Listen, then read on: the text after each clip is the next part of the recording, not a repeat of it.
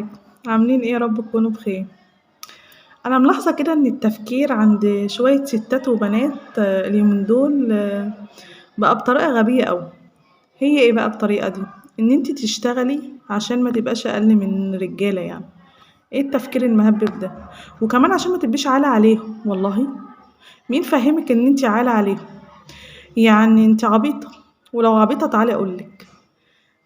قولي لي يعني هتبقي شايلة له بيته وعياله ومربياهم له ومعاه على الحلوة والمرة، وبعدين تنزلي تشتغلي عشان ما تبقيش عالة عليه؟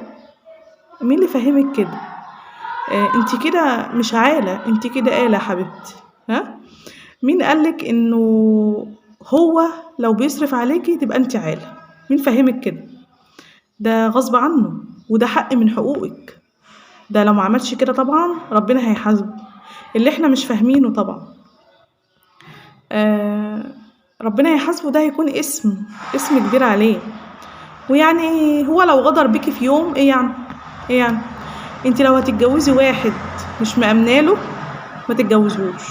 عشان احنا بنتجوز عشان الأمان، بنحس بأمان، بنحس برحمة، بنحس بمودة.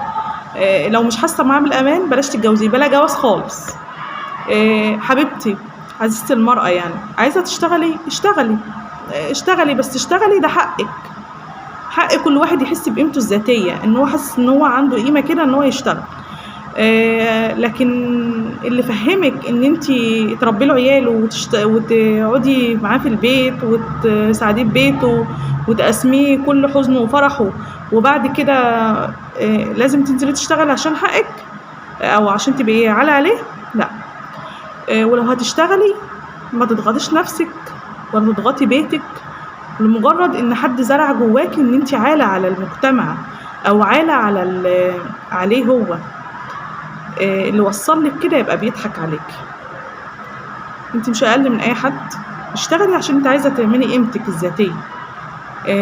العاله الحقيقيه فعلا مش انت نازله تشتغلي عشان مبقاش عاله على جوزي، والله العاله الحقيقيه اللي مش عارف يعمل نفسه كوبايه شاي، لكن هتنزلي تشتغلي عشان انت قيمتك الذاتيه تحققيها في الشغل من غير ما تضغطي على نفسك ولا على بيتك ولا على اولادك ولا على اي حاجه خالص حواليك. هو من حقه ان هو يلاقي بيته كويس وولاده كويسين وانت كست كويسه، ومن حقك ان ينصرف عليكي، مش على حد. ده حقك الطبيعي، ربنا هيحاسبه لو ما عملش كده. فاحنا لو انت حاسه ان انت غبيه ان حد فاهمك ان انت على المجتمع، احنا مش على حد. اشتغلي عشان قيمتك الذاتيه، ما تشتغليش عشان انت عاله، انت مسؤوله منه.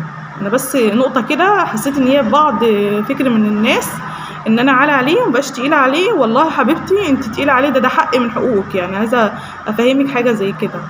عايز يغدر بيكي ويسيبك بقى مع السلامه. اللي ما تحسيش معاه بالامان من الاول ما تتجوزوش، بلا جواز، بلا جواز اصلا. ادام ما فيش امان من الاول وحاسه ان هو يغدر بيكي يبقى بلا جواز. بس ما تضغطيش على نفسك وما تاخديش الشغل ان هو ضغط عليك. عايزه تحسسي بقيمتك او بذاتك او تشيلي معاه في المصاريف، بس مش ان انت عالة عليه. احنا ممكن نشتغل نجيب نفسنا حاجه ناقصانا، حاجات حلوه كده، تودي لحد حاجه معينه، يبقى معاكي كارير لوحدك، مفيش مشكله. لكن انت مش عالة على حد، وحق من حقوقك ان انت حضرتك يتصرف عليك زي اي حد. بس دي رسالتي النهارده للبنات.